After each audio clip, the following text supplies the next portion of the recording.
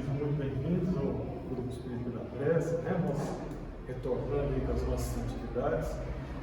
E a proposta hoje é que conversemos um pouquinho sobre um capítulo de João, né? João 5, vai do 19 ao 47, onde ele fala do discurso do Filho, tá? Discurso sobre a obra do Filho, é um discurso de Jesus, né? E nós tomamos a liberdade de dividir o discurso em 11 temas que Jesus aborda.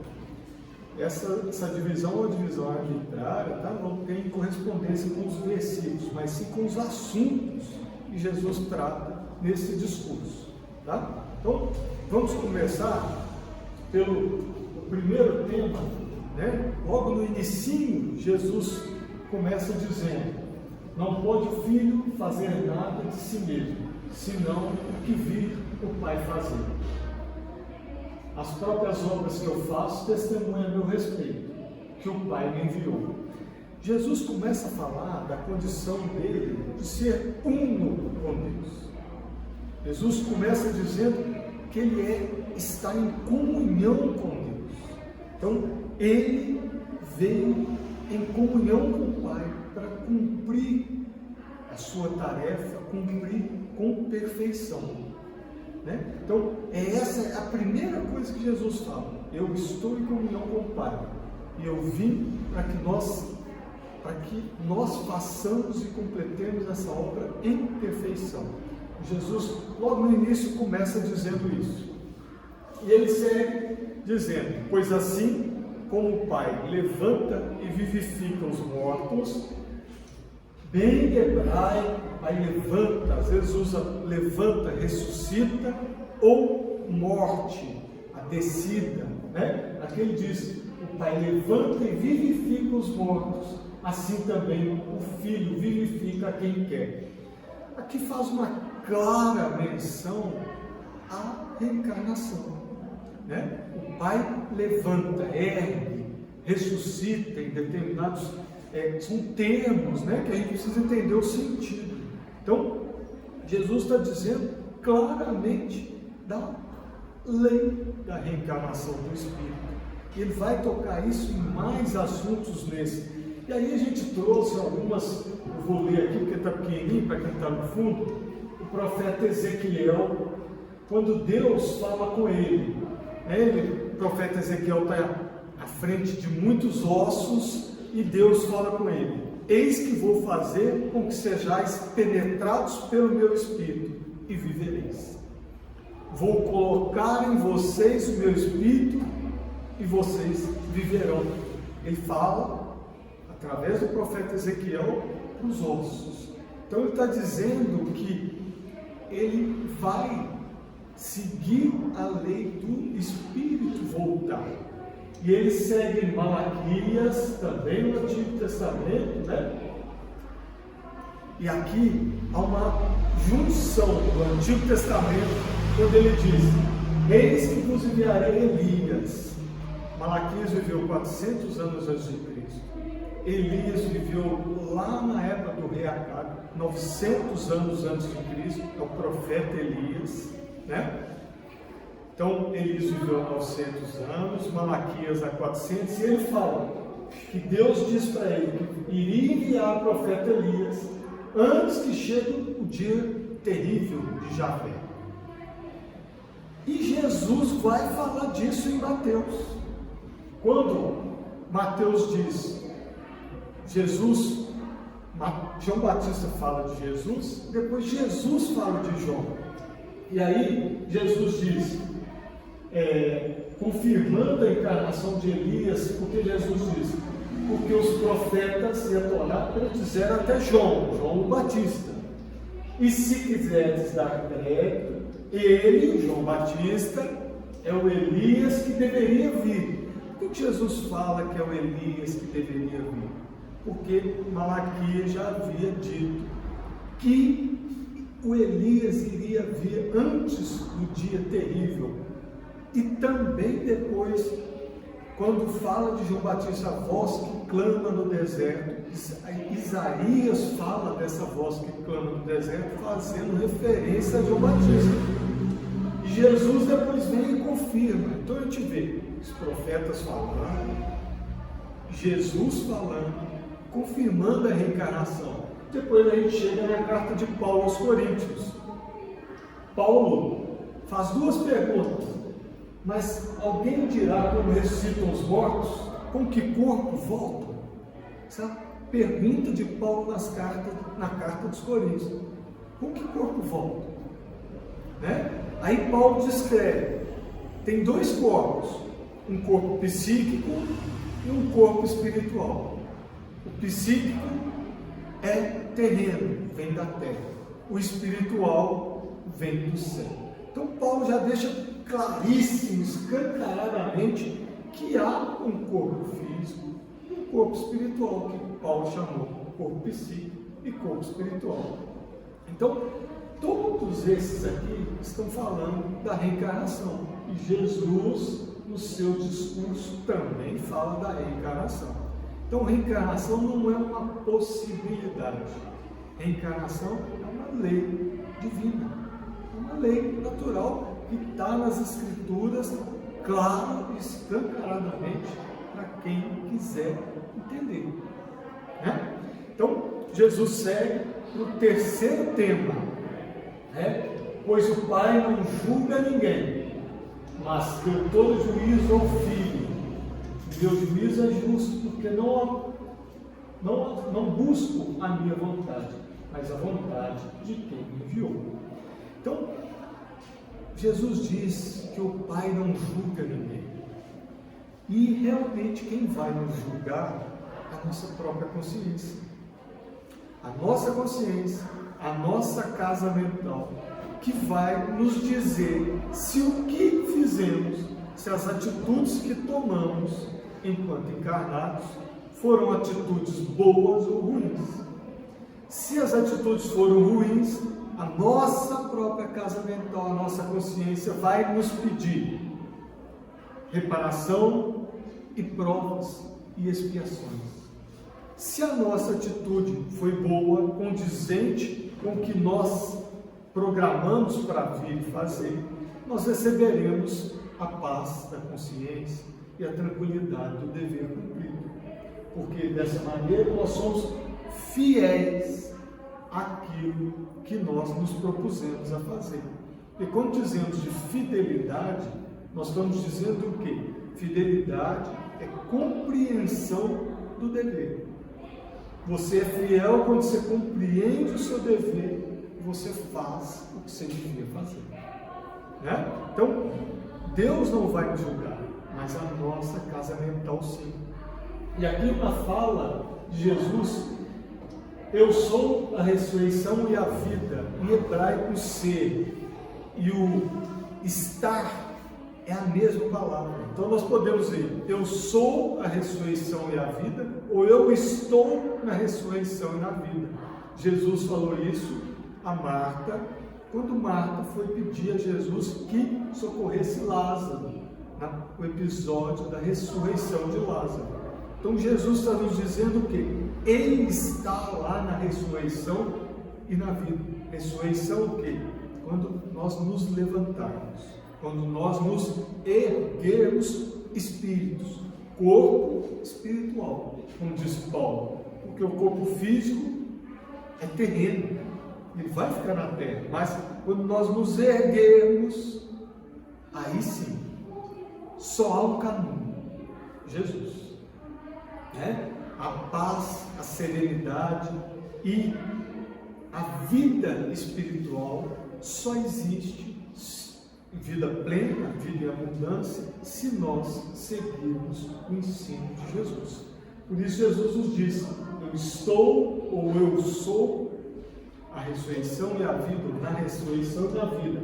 Quem crê em mim, ainda que morra, viverá. E quem vive e crê em mim, jamais morrerá. Porque nós somos espíritos imortais. Se nós crermos, abraçarmos esse Evangelho e seguirmos os ensinos de Jesus, ainda que nós morramos, nós viveremos. Nós vamos nos erguer, ressurgir, nos levantarmos em direção ao plano espiritual numa vida plena, numa vida digna, numa vida em comunhão com seres espirituais elevados. E aí, Jesus segue para um quarto tema. Quem ouve a minha palavra e crê em quem me enviou, tem a vida eterna, e não vai a julgamento, mas passou da morte para a vida. Mais uma vez aqui, Jesus diz: quem ouve a minha palavra.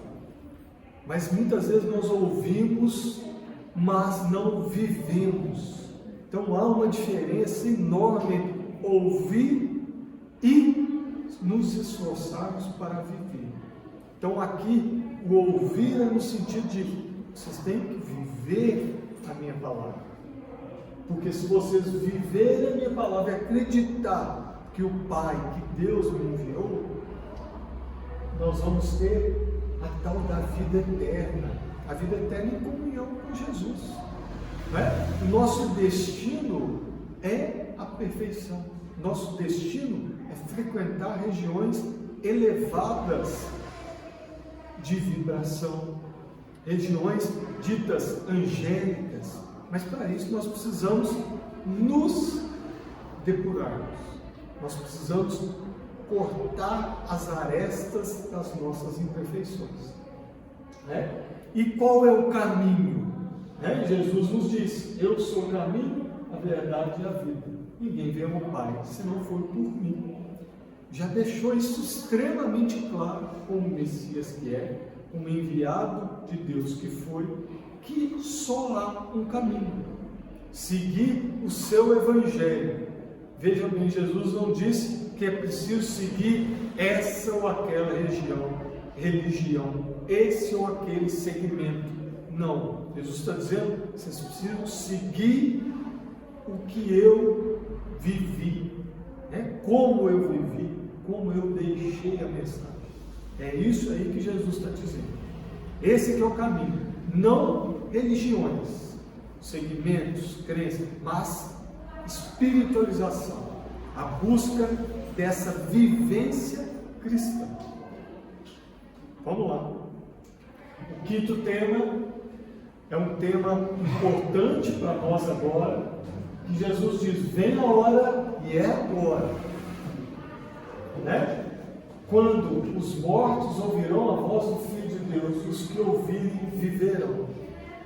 Tema extremamente oportuno para nós agora, nós transportando o que Jesus disse lá atrás para nós. A hora é agora. Por quê? Nós estamos num momento crucial de mudança. Nós estamos finalizando um período de transição. E aí nós vamos fazer uma conexão com João lá no Apocalipse.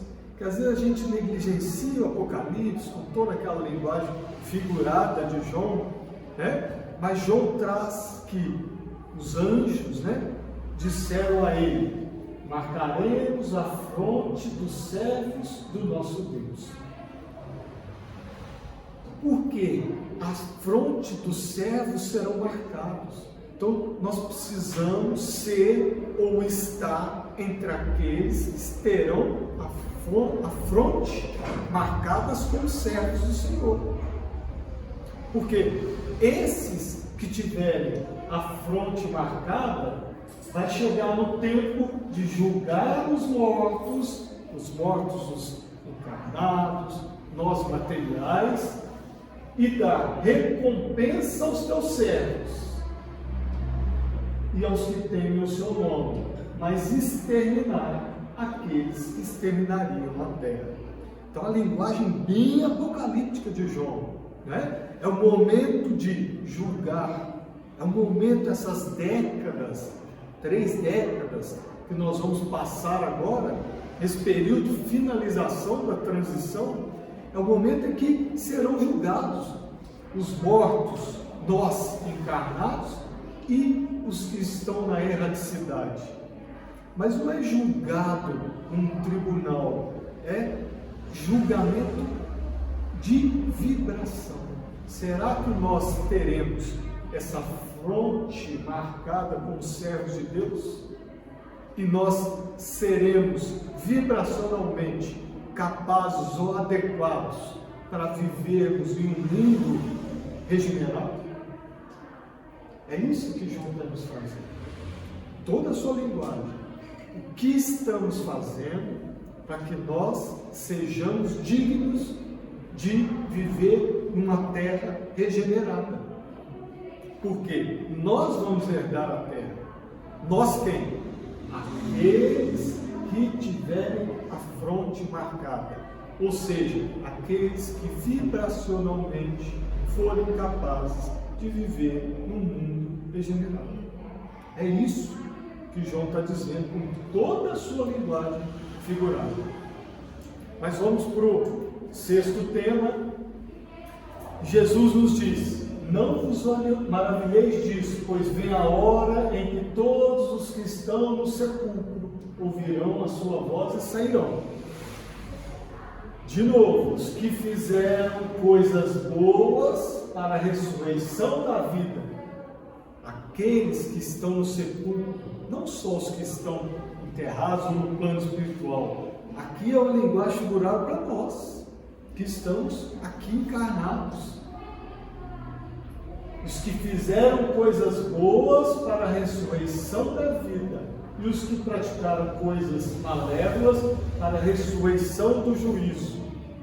Ou seja, aqueles que fizeram ou que fazem as coisas boas, ou seja, que vivem de acordo com o Evangelho, que buscam ser cristãos, vão se levantar, vão ser erguidos para a vida com Jesus, a vida num plano espiritual melhor. Mas aqueles que fizeram coisas malévolas vão para a ressurreição do juízo, ou seja, não vai para o fogo eterno, ou para a Gena, naquela linguagem toda que foi passada ao longo dos séculos, trazendo temor, usada para subjugar. Não, vão se levantar para encontrar um caminho da justiça, para o juízo, o caminho da justiça, ou seja, para voltarem numa reencarnação de provas e expiação, de reparação de erros, né? Só que nós estamos finalizando o tempo. Se nós não nos modificarmos, esse retorno talvez não seja numa terra que já vai estar regenerada, mas talvez sejamos convidados a retornarmos em um outro mundo, em um outro local de provas e expiações, porque vibracionalmente ainda vamos estar combinando, sendo compatíveis com o mundo de prova e expiação. Então, a linguagem de Jesus está dizendo: prestem atenção no que vocês estão fazendo, porque vocês têm um livre-arbítrio, podem usar a sua vontade para serem servos de Deus, né? Para que vocês ressuscitem, se elevem para a vida em comunhão comigo. Esse é o convite. E aí a gente segue no sétimo tema. Jesus fala de João Batista de novo. Vós enviastes mensageiros para João, e ele deu testemunho da verdade. João testemunhou acerca de Jesus. A voz que clamava no deserto falou do Messias, falou que ele era maior do que João, que ele não era digno de desatar suas sandálias, né? Que antes de João existir, ele já existia, né? João testemunhou sobre Jesus. No inicinho, lá Mateus traz toda a fala de João Batista. E João era a candeia acesa que brilha, e vós ou nós ficamos felizes, alegres, só por uma hora, com sua luz. Jesus nos traz uma reflexão acerca de nossa perseverança, porque às vezes nós nos alegramos com os ensinos do Evangelho, com as novas explicações, mas por curto intervalo de tempo, nós não temos perseverança, nós não temos paciência, nós não temos vontade de seguir esses ensinos no longo prazo. E o convite é para que nós sejamos perseverantes, para que nós sigamos firmes no longo prazo. Porque muitos de nós, quando a dor chega, o sofrimento chega, nós buscamos. Passado o sofrimento, nós esquecemos.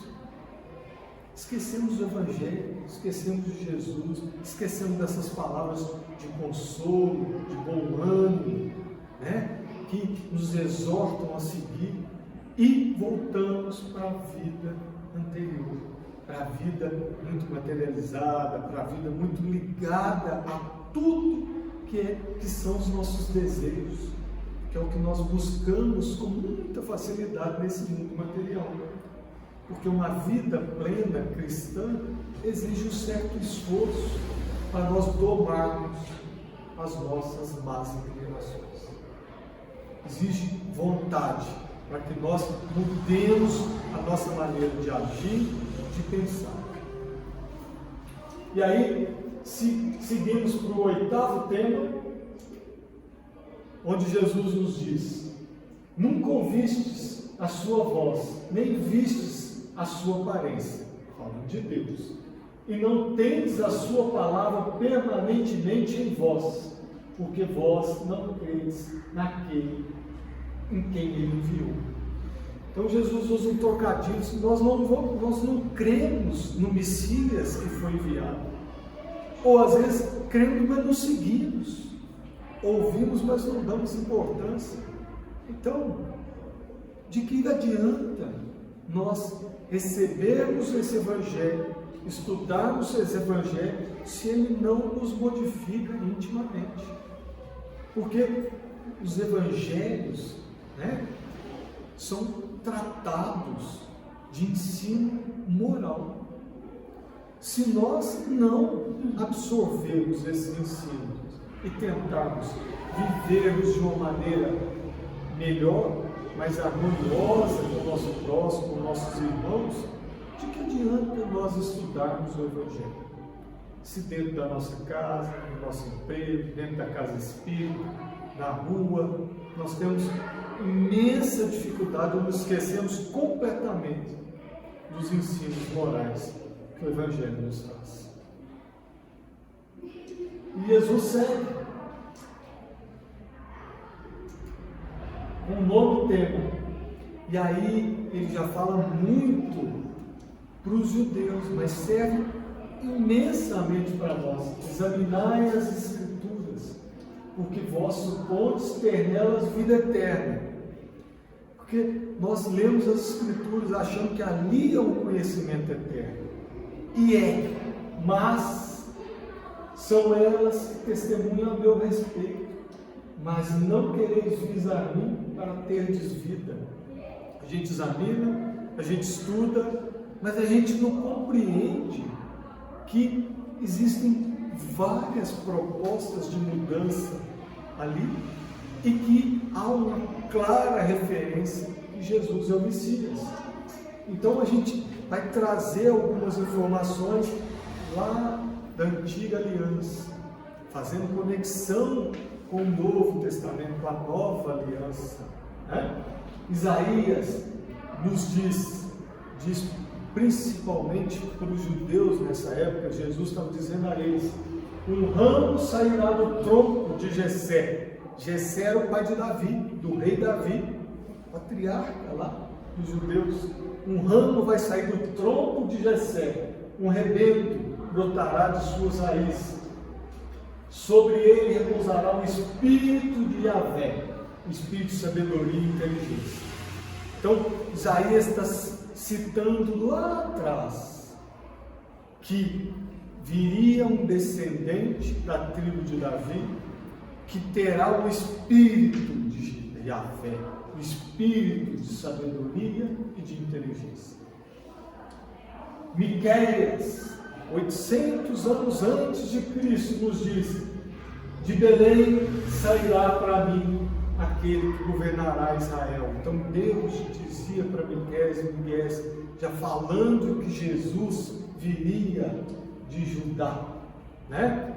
Aí a gente precisa lembrar, muitas vezes nós esquecemos que Jesus era judeu, né? Então, o evangelho, o cristianismo nasceu num ambiente judaico. Jesus era judeu, os apóstolos eram judeus, né?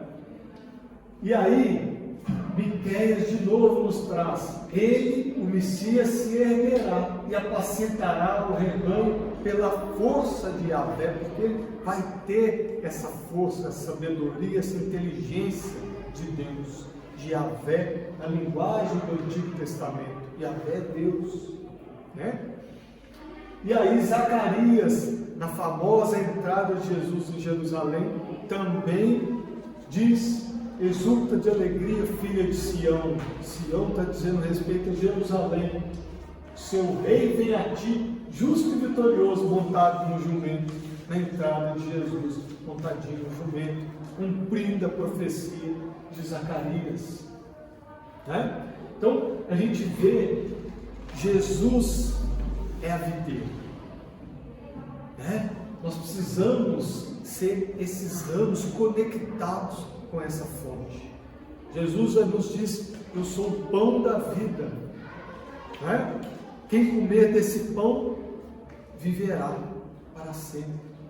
Jesus, ao conversar com a mulher samaritana, diz o quê? Eu vou te dar a água que vai jorrar para a vida eterna. Então, Jesus está nos oferecendo um conhecimento, nos oferecendo as lições para que nós o sigamos, que Ele seja o nosso caminho, Jesus ser o nosso caminho. Porque muitas vezes vai acontecer exatamente isso aqui: eu vim em nome de meu Pai e vocês não me receberam, mas se outro vier em seu próprio nome, nós vamos receber. E aqui ele fala claramente dos falsos profetas, das filosofias muito bonitas, exuberantes, que nos aturdem, nos desviam do caminho, nos obscurecem, estimulam a nossa vaidade, nosso orgulho do conhecimento, né? Esses nós aceitamos, mas é aquele brilho que acaba num lapso de tempo, enquanto nós temos o Evangelho como uma luz para a eternidade, né? O Evangelho é luz, é vida para a eternidade. E muitas dessas filosofias, desses falsos profetas, vêm realmente para nos enganar e nos tirar do caminho ao qual nós nos comprometemos ainda no plano espiritual.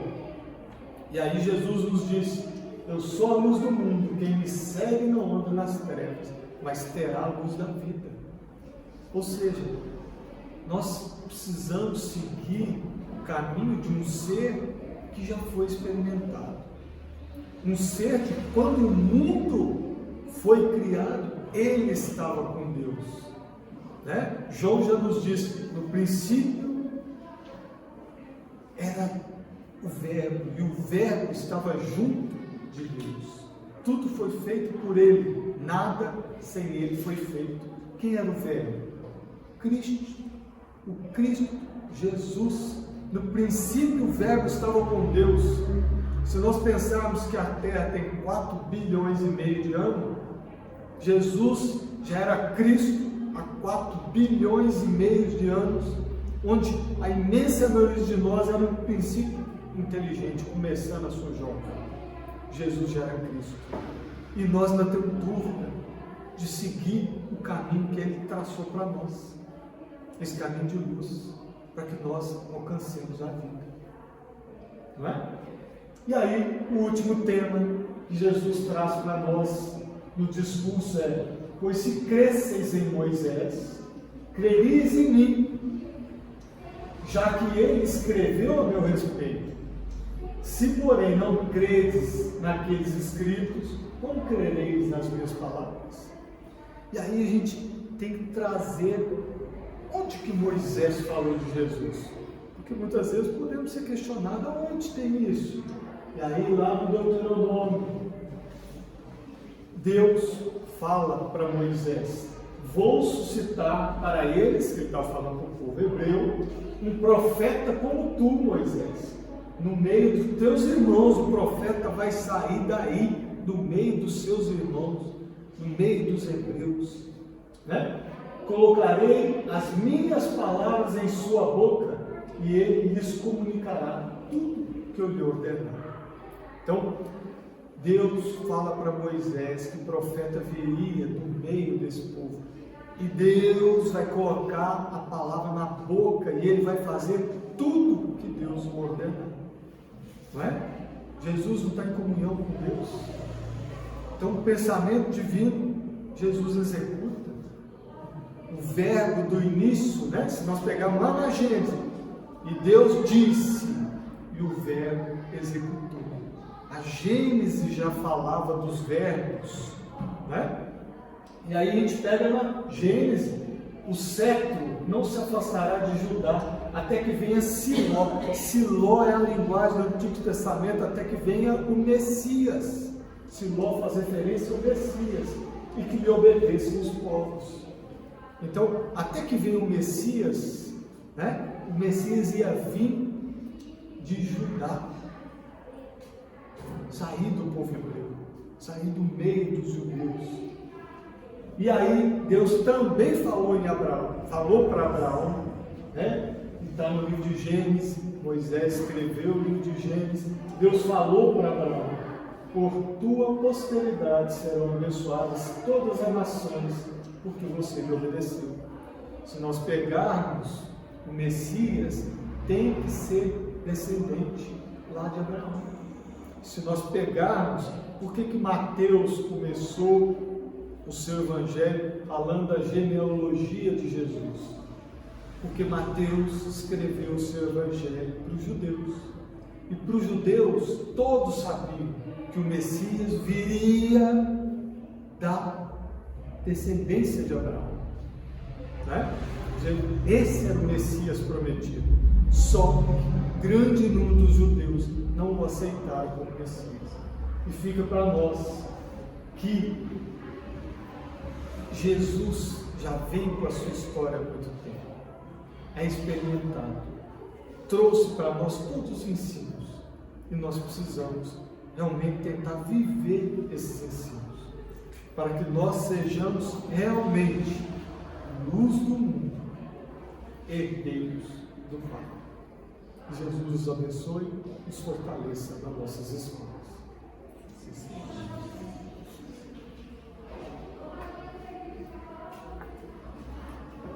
Nós vamos fazer a nossa prece agora. Como nós estamos tendo os passos individuais, né? A gente faz a prece, já pedindo a todos os presentes que estejam abertos para a espiritualidade nos visitar, para que nós elevemos nosso pensamento a Jesus, a nossos mentores, que esse é o momento que eles vão nos visitar e nos influenciar. Vamos lá?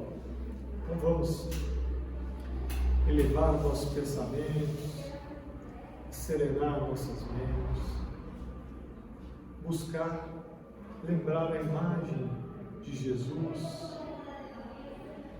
no Sermão do Monte, abençoando todos aqueles que sofriam, que estavam doentes, que precisavam de um consolo, de amparo, mas que também precisavam de estímulos para seguir em frente, seguir na luta, seguir buscando se aprimorar. Que as boas vibrações dessa casa, nesse momento de luz, possam tocar a fronte de cada um de nós. Que as energias da espiritualidade superior, o Senhor Dias, nosso mentor, que possa abençoar, vivificar, vitalizar a cada um de nós. Que possamos nos abrir mente e coração para receber esse Evangelho de luz, para receber esse Jesus de amor, de serenidade, que nos prometeu que nenhuma ovelha se perderia. Que nós possamos ser boas ovelhas para o nosso bom pastor. Que nós possamos ser resolutos na decisão de seguir o Mestre.